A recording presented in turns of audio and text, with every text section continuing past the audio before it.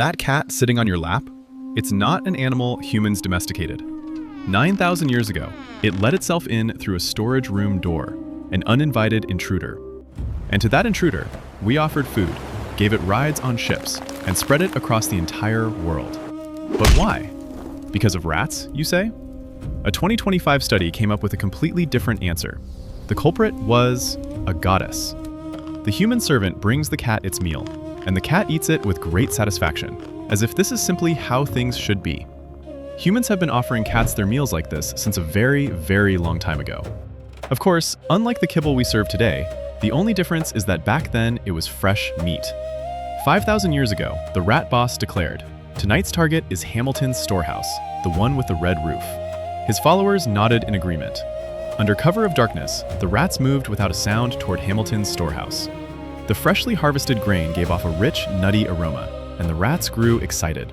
"Charge!" the rat boss cried out with full force. At the very moment everyone was about to charge forward, a massive shadow fell over them, without a sound. Green eyes with black pupils, razor-sharp teeth, and a long, menacing tail. This was no mere enemy of the rats. This was a grim reaper, come to pass judgment on the thieves. The reaper moved with blinding speed, dispatching the rats as they scrambled and fled in terror.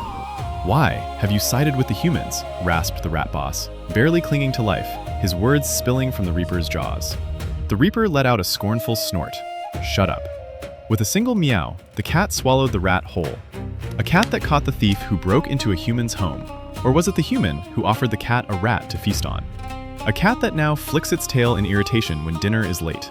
Just when did cats end up living alongside us? When you think of cats, Egypt comes to mind. Cats that journeyed from Egypt to distant islands. Do you know Bastet, the goddess of ancient Egypt? She has the head of a cat.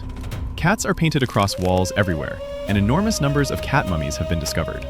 And so, for a long time, people naturally believed that it was the Egyptians who first lived alongside cats.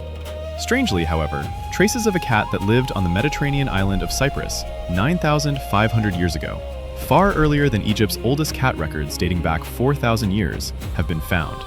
And not just any cat, a pet cat that had been living alongside humans. There were no feline animals native to that island during the Neolithic period. So how did that cat end up there? Someone must have put it on a boat and brought it along. And it wasn't just the cat. Several other animals were found there too. Every single one of them species that hadn't originally existed on that island. One researcher described it as a kind of Noah's Ark. And on that Noah's Ark, the cat had claimed its spot with complete confidence. Dogs for hunting, cattle for meat. But what about the cat? How exactly did the cat manage to get a ticket on the Ark? To answer that, we need to look at the different ways animals came to live alongside humans in the first place. The first is as a food source. When hunting is difficult, you capture animals, keep them penned up, raise them, and eat them. Pigs, sheep, and goats all fall into this category. Raising cats to eat them? They're not exactly ideal as livestock, so that's not the reason. The second is for transportation or carrying loads. Horses, donkeys, and camels, for example. Cats? Even less so. Try loading cargo onto a cat and it'll just sit right down on the spot. Could you even ride one? The moment you try, the cat will have already darted up the wall in a flash and be staring down at you with an expression that says it finds you utterly pathetic. The third is mutual benefit. Sometimes animals are naturally drawn to the areas where humans live, and it turns out that this ends up being advantageous for the humans as well. Dogs are the prime example. They helped humans hunt, and in return, they were fed. Cats fall into a third category entirely. So what benefit did they actually offer humans? If you've been paying attention from the start, you've probably already guessed the answer. The thief after the grain and the fearsome enforcer. When humanity first began to farm, an unexpected problem emerged: the grain storehouse. Food stockpiled in one place, in massive quantities, for long stretches of time. Since harvest could now yield enormous amounts all at once, storing that food was only natural, but it was something utterly unprecedented in all of human history. Rats caught that rich, savory scent faster than anyone else, and they wasted no time reporting back to their boss. The moment the rat boss laid eyes on that food storehouse, ambition ignited in his chest. We will have our revenge on these humans who look down on us. Build the empire of rats. Use the cover of night to gorge ourselves without mercy. And just as the boss had planned, the village exploded with rats.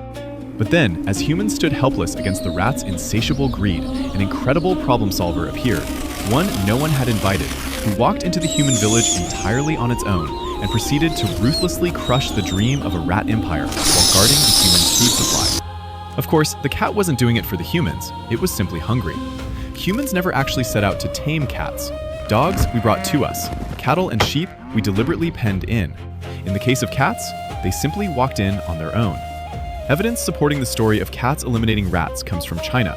Cat bones were discovered at the remains of an agricultural village in China from 5,300 years ago, and researchers analyzed the isotopes found in those bones.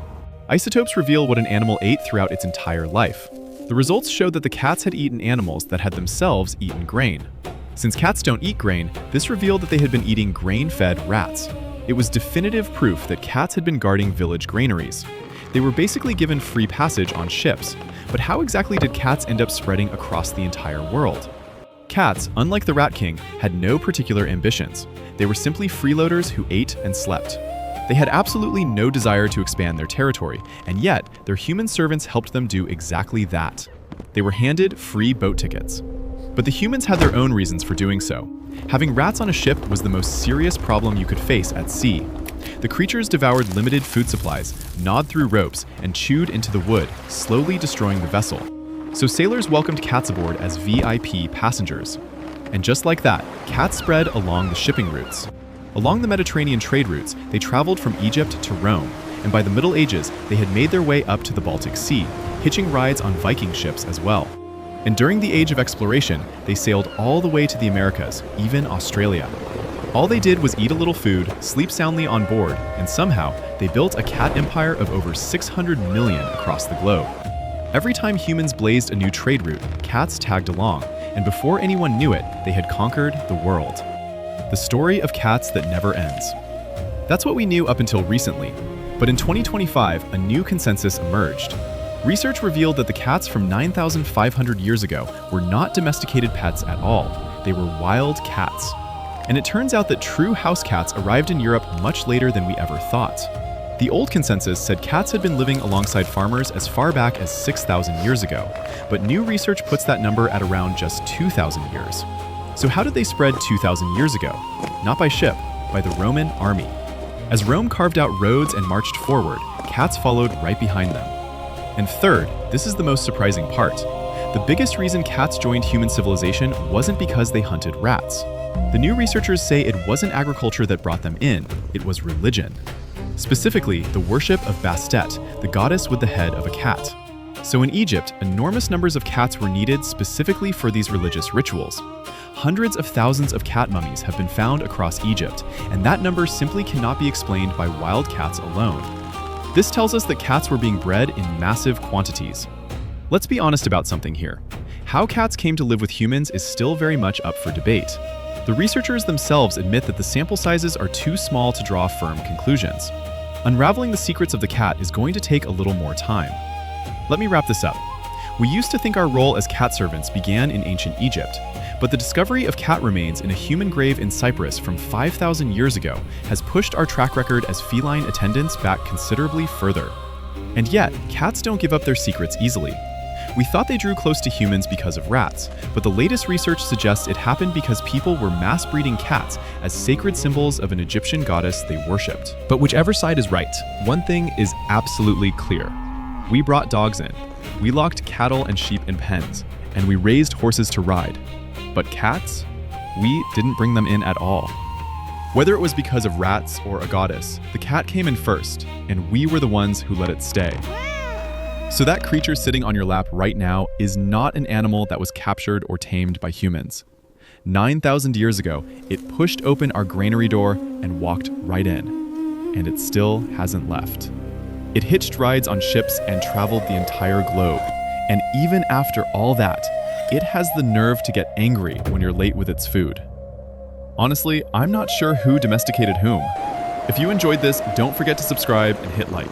This has been Battle Wild.